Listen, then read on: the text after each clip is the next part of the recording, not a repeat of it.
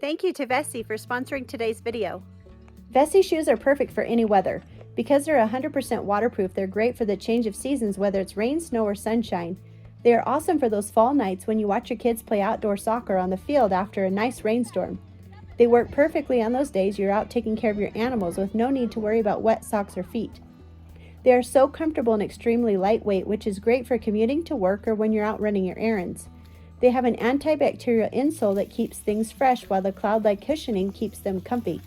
They are made from a dual climate knit material called Dymatex, which keeps you cool in the summer and warm in the winter, and they don't even feel waterproof.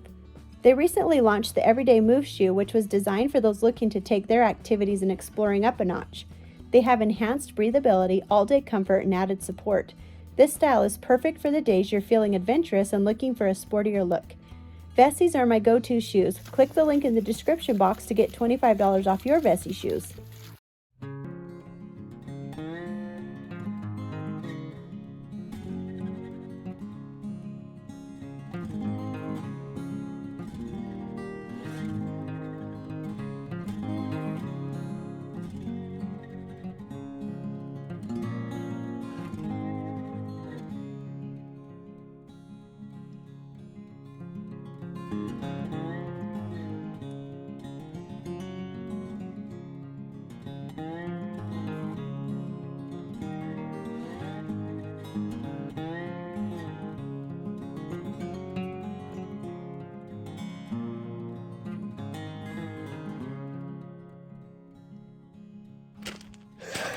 After an all-night rainstorm, I woke up to our house in the clouds, which is always fun, and I thought to myself, this is a great opportunity to fly the brand new DJI FPV drone that I've literally had for like 5 days. This is my second time flying it. I've had the DJI Mavic Pro for the last probably 3 years, and I upgraded that drone.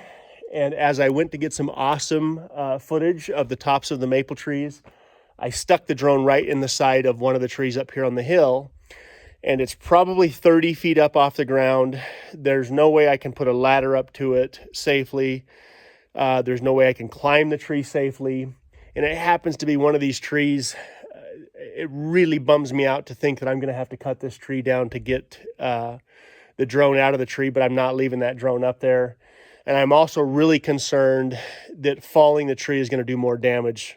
Obviously, there's a possibility it's going to do more damage than if I could just somehow climb up there and get it. I've considered calling one of my good friends who has a bucket truck that could potentially lift me up there if it was on flat ground. But because we've had so much rain and we've got more rain coming, I don't have any other options. Either I leave the drone up in the tree or I cut the tree down, and I'm going to cut the tree down. But the other problem is my good chainsaw is up at the little cabin. So I've got to fire up my chainsaw that's been sitting for the last 2 years and hope that it's going to perform.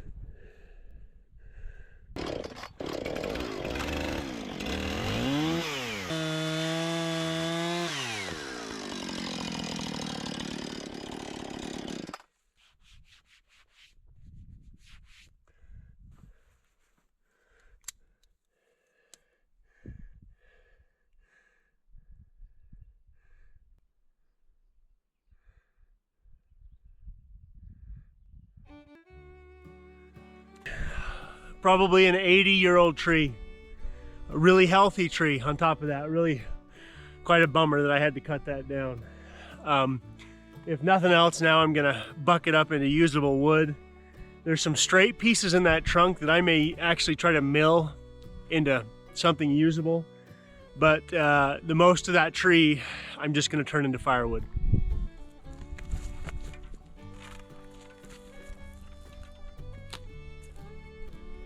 Over the last 6 years, I've literally cut down thousands of these maple trees here on our homestead.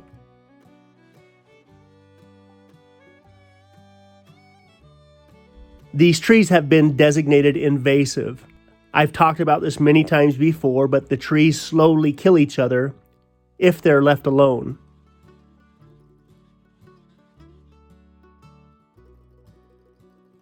The trees that I deliberately left behind have opened up and grown much more since the other trees were removed. But having to cut down an 80-year-old healthy maple tree really bummed me out. At this point on our homestead, I tried desperately not to touch any of these big healthy trees.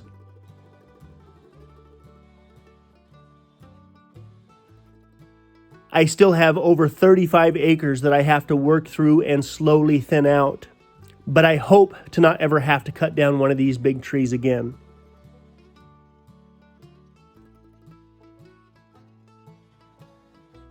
Had I hit one of the other trees to the right or to the left of this particular tree, I would not have felt as bad because those particular trees were not anywhere near as big or healthy as this tree was.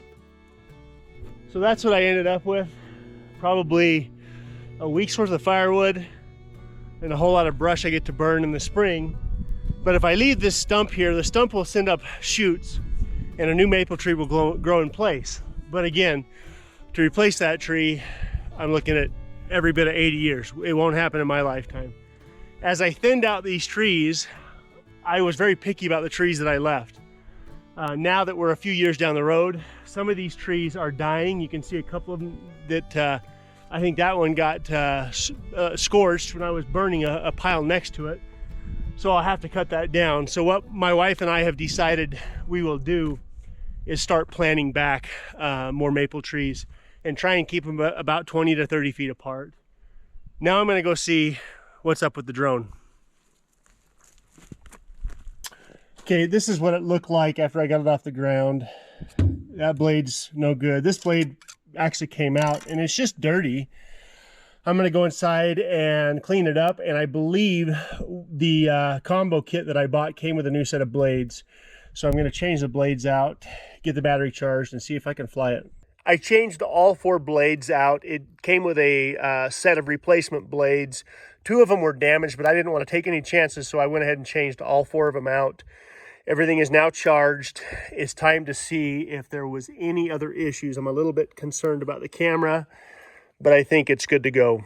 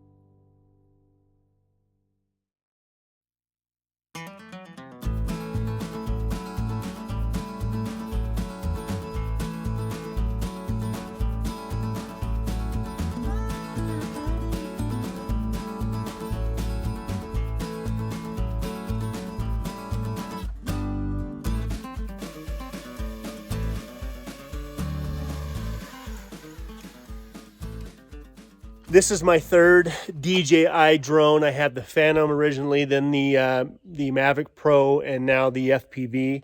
And the one thing I can say about all of them is I crashed all of them. And they're all real durable drones. I will order a set of blades just to keep on hand. And as I learn to fly that thing, hopefully I'll avoid doing anything like that ever again. Because that's a real bummer that I had to cut that tree down. But I must say those drones are a lot of fun to play around with.